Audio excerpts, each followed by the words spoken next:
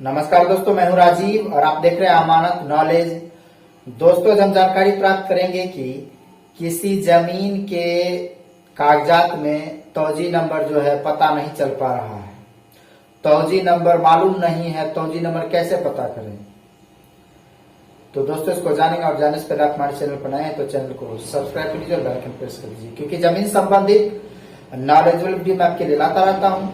चलिए आगे जानकारी प्राप्त करते हैं। तो दोस्तों, इस तरह से बहुत सारे सवाल आते हैं, ठीक है। बहुत सारी परेशानियां जो है लोगों के साथ होती है कि कुछ चीजें हैं जो पता नहीं चल पाता है, तो उसका कुछ ना कुछ उपाय होता है, ठीक है। तो कहने का मतलब अभी जो प्रॉब्लम है कुछ सब्सक्राइबर के पास, उनका सवाल है कि तौजी नंबर मान लीजिए कि किसी कागजात में नहीं पता चल रहा है, तो उसका पता हम कैसे करें? मिल ही नहीं रहा, तो क्या उपाय है? तो दोस्तों, कोई भी मौजा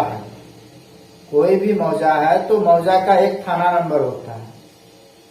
उसी तरह से एक मौजा में एक, दो या दो से अधिक तौजी होते हैं और उसी तौजी के अंतर्गत खाता नंबर, खेसरा नंबर सब आते हैं, ठीक है। तो ये आसान है। जिस तरह से थाना नंबर तो एकदम जानना आसान है कि मौजा का नंबर होता है थाना नंबर, उसी तरह से आप जो है मान लीजिए कि आपको तौजी नंबर नहीं पता है तो आप पता कर सकते हैं। एक, दो या दो से अधिक तौजी नंबर एक मौजा में हो सकते हैं, ठीक है।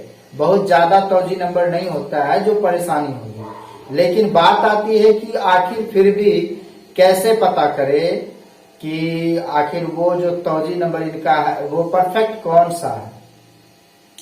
तो दोस्तों, इसके लिए जो है आपको देखना पड़ेगा क्षेत्र उसका, जो खेसरा नंबर होता है उसके आधार पर आपको पता चलेगा कि कहां से कहां तक का जो है खेसरा नंबर जो है वह किस खाता और किस तौजी के अंदर आता है, ठीक है। एक आपको अनुमान लेना पड़ेगा, यूं कहे तो आस पड़ोस के जो भी व्यक्ति होंगे उनके कागजात को देखकर, ठीक है। ये सेकेंडरी उपाय है, ठीक है, सेकेंडरी उपाय है।